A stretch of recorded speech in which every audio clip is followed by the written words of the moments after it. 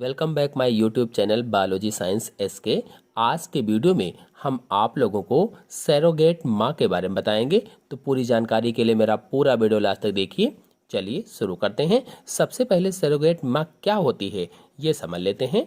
तो ऐसी स्त्री जिसमें किसी दूसरी स्त्री के भ्रूण का विकास कराया जाता है सैरोगेट माँ कहलाती है।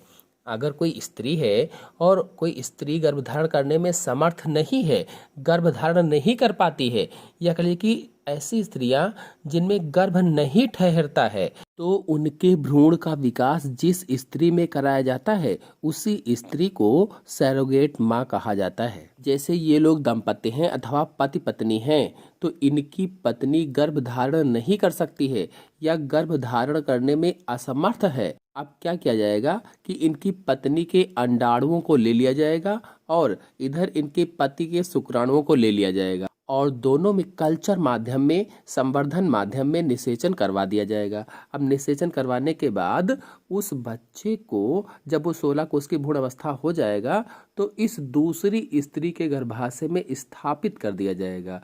अब ये जो दूसरी स्त्री है, जब बच्चे के 9 महीने पूरे हो जाएंगे तो उसको जन्म देगी, तो इसी दूसरी स्त्री को क्या कहेंगे? सैरोगेट माँ कहेंगे। एग्जाम में इसको और डिटेल से कैसे लिखेंगे चलिए आपको समझाते हैं और डिटेल से कुछ बताते भी हैं। अगर कोई स्त्री है और कोई स्त्री गर्भधारण करने में समर्थ नहीं है, गर्भधारण नहीं कर पाती है, या कहिए कि ऐसी स्त्रियां जिनमें गर्भ नहीं ठहरता है, तो इन वाइट्रो फर्टिलाइजेशन यानी IVF, इन वाइट्रो फर्टिलाइजेशन यानी IVF एम्ब्रियो ट्रांसफर टेक्निक के द्वारा किसी दूसरी स्त्री के गर्भाशय में अंडे को रोपित कर देते हैं, निक्षेपित कर देते हैं और वही भ्रूण का वर्धन होता है। और अगर कहा जाए कि IVF क्या है या in vitro fertilisation embryo transfer technique क्या होती है, तो इसमें होता है कल्चर माध्यम में मादा के अंडे का पुरुष के शुक्राणु से संयोग कराया जाता है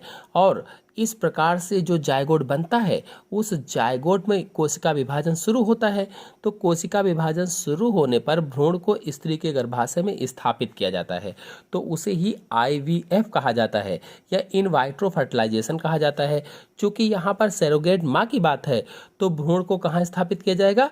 किसी दूसरी स्त्री के गर्भाशय में स्थापित किया जाएगा।